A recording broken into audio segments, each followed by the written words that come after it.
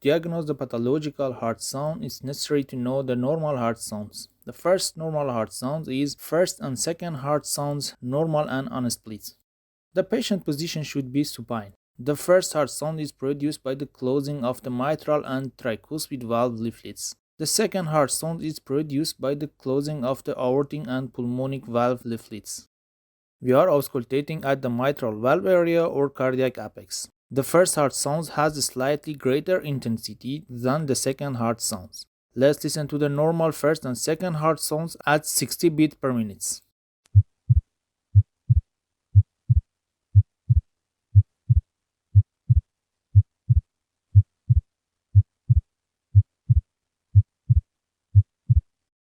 The next normal sound is first normal sounds minimally split. On occasion, the first heart sound can be made up of two separate sounds, separated by a very small interval, 20 to 30 milliseconds. The mitral component, which caused by the closure of the mitral valve, comes first and is louder than the tricuspid component, which caused by the closure of the tricuspid valve. A minimally split first heart sound is a normal variation of the first heart sound.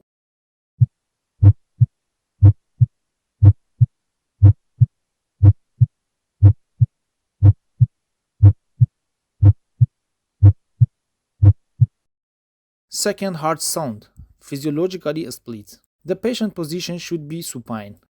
During normal breathing, the timing between the aortic and pulmonic component of the second heart sounds varies. This causes the second heart sound to be split. Maximum splitting occurs at the peak inspiration. In the example, you are hearing the splitting of the second heart sound is 60 milliseconds at the peak inspiration and zero splitting at peak expiration.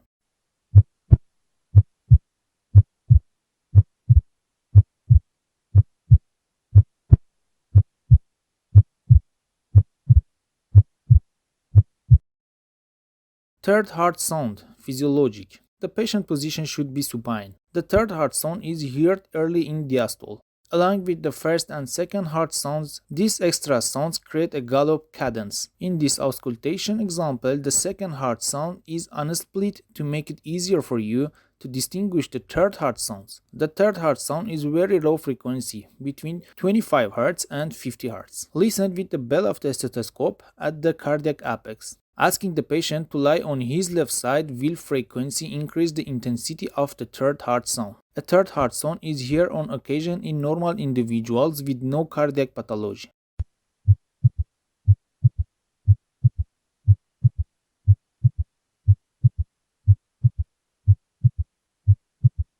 Innocent murmur. This type of murmur is seen with non-cardiac conditions such as pregnancy, hyperthyroidism, exercise, and anemia. When these are treated, the systolic murmur disappears. The murmur is heard in early systole, is short of duration, and has a frequency range of 120 Hz to 250 Hz. It is best auscultated in pulmonic area and increase in intensity with inspiration. It can be heard with either bell or diaphragm of a stethoscope. In this example, S1 and S2 are normal.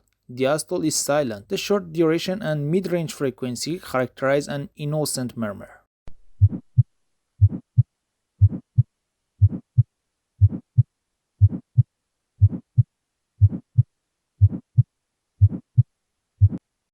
Exercise. Heart rate 120.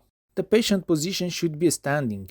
Exercise increases heart action. This increases the heart rate and intensity of the first heart sound. At 120 beats per minute, the duration of the systole and diastole are about equal. Other conditions such as stress, elevated temperature, and hyperthyroidism can also increase the intensity of the first heart sound. When these conditions are diminished, the first heart sound returns to normal. The heart sounds are best heard using the diaphragm of the stethoscope.